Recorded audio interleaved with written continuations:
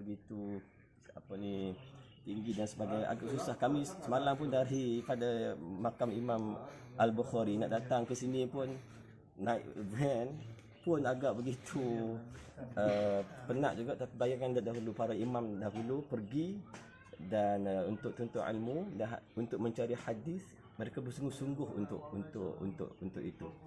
Dan Imam Tirmizi juga antara kelebihan beliau yang diiktiraf ialah sangat kuat ingatannya.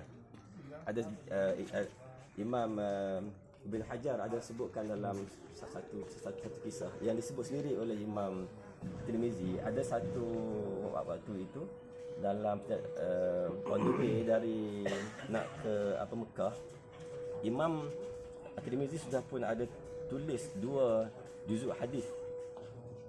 Kemudian okey kan? Dia mati lah. Mati. Recording.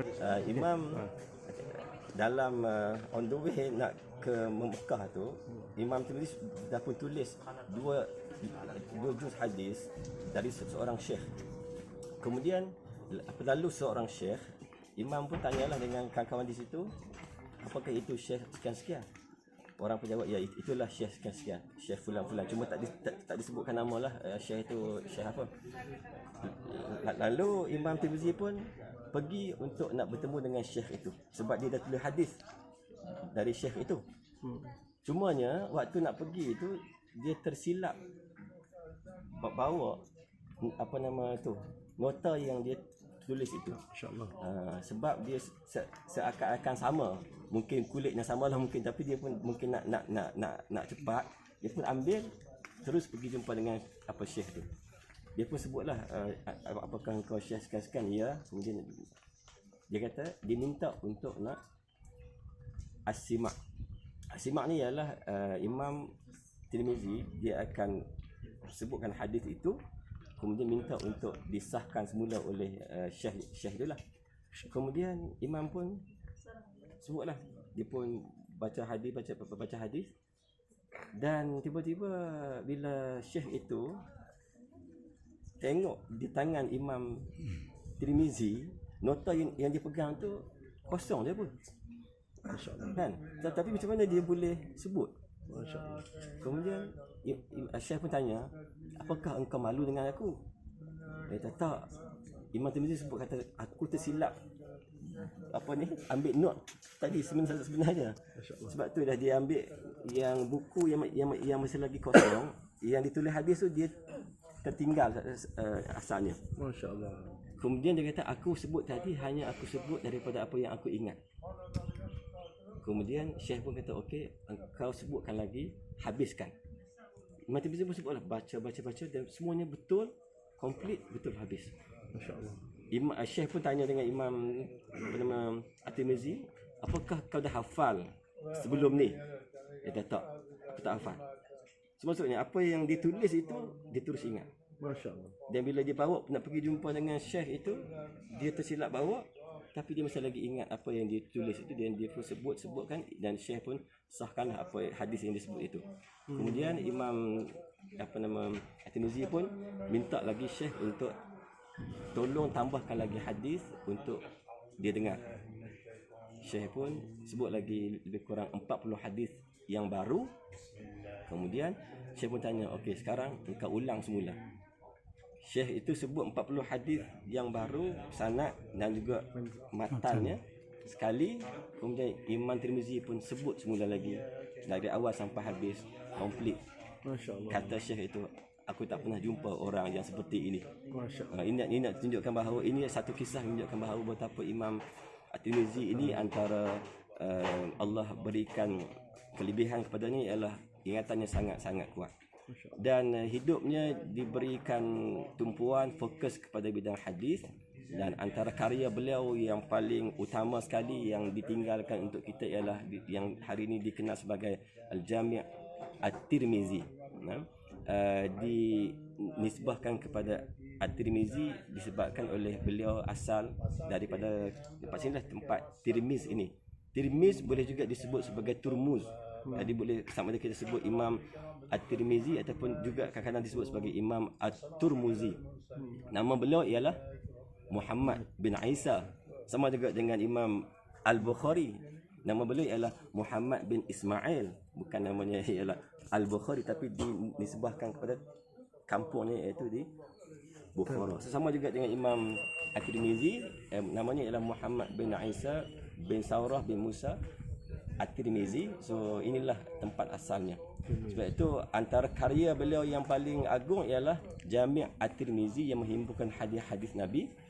Dan yang uniknya ialah, kelebihannya ialah bila beliau kumpulkan hadis-hadis itu, beliau bawa semua koleksi hadis-hadis itu dan ditunjukkan kepada para ulama hadis yang ada di zamannya itu untuk nak dikonfirmkan. Bila dia pergi tunjuk pada semua alim hadis yang ada pada waktu itu, semuanya setuju, barulah dia dia confirm dan dia begitu yakin dengan koleksi hadis itu. Cumanya dari segi bidang ilmu hadis memanglah ada juga sedikit yang dikritik oleh ulama lain tentang kitab ini. Apa yang membezakan antara Jami' At-Tirmizi ini dengan Sahih Muslim dan juga dengan Sahih Al-Bukhari, Imam At-Tirmizi dia tak mensyaratkan, hanya akan mengumpulkan hadis-hadis yang sahih sahaja. Ini berbeza dengan Imam Bukhari dan Imam Muslim. Mereka berdua hanya mensyaratkan mereka akan kumpulkan hadis-hadis yang sahih sahaja dalam kitab mereka. Tapi Imam At-Tirmizi tak dimasukkan sekali yang sahih, yang dhaif, yang hasan dan sebagainya. Kemudian sebahagian hadis tu dia akan sebutkan hadis ini dhaif sebab apa. Hadis ni ada benda yang tak elok di sini, so dia akan sebutlah. Dia akan sebut situ. Cuma walaupun dalam usaha beliau untuk nak kenal pasti hadis-hadis itu, apa yang dikaji semula oleh para ulama lain, antara yang dikritik juga, beliau memasukkan juga hadis-hadis dari riwayat para perawi yang dituduh dengan tuduhan memalsukan hadis, seperti Maslub dan sebagainya. Inilah antara isu yang para ulama hadis sebutlah. Sebab Imam Tirmizi juga memasukkan hadis-hadis yang diambil dari para rawi yang dituduh sebagai seorang yang memasukkan hadis. Maka dengan sebab itulah disebutkan, kalau nak ikut dari segi ranking lah, kitab Jami' At-Tirmizi ni tak diletakkan di bawah sikitlah.